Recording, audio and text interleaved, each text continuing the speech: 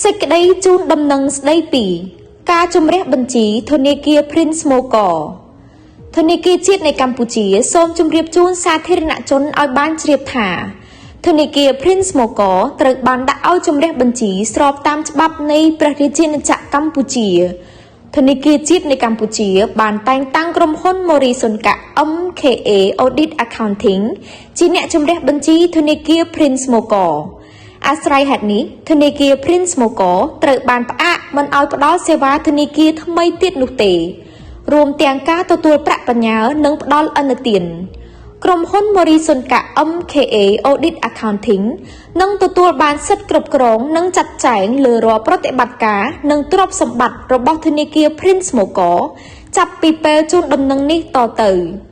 ចំពោះអតិថិជនដែលមានប្រាក់បញ្ញើនៅធនាគារ Prince Mokor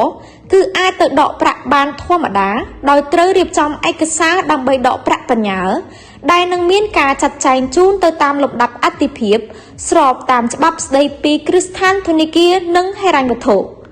ទន្ទឹមនេះចំពោះអ្នកខ្ចីប្រាក់ពីធនាគារ Prince Mokor គឺត្រូវបន្តបំពេញកាតព្វកិច្ចដែលមានជាប្រក្រតី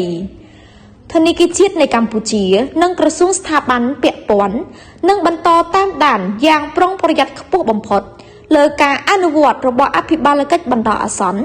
ដើម្បីការពារផលប្រយោជន៍អ្នកដាក់ប្រាក់បញ្ញើក៏ដូចជាអតិថិជននានា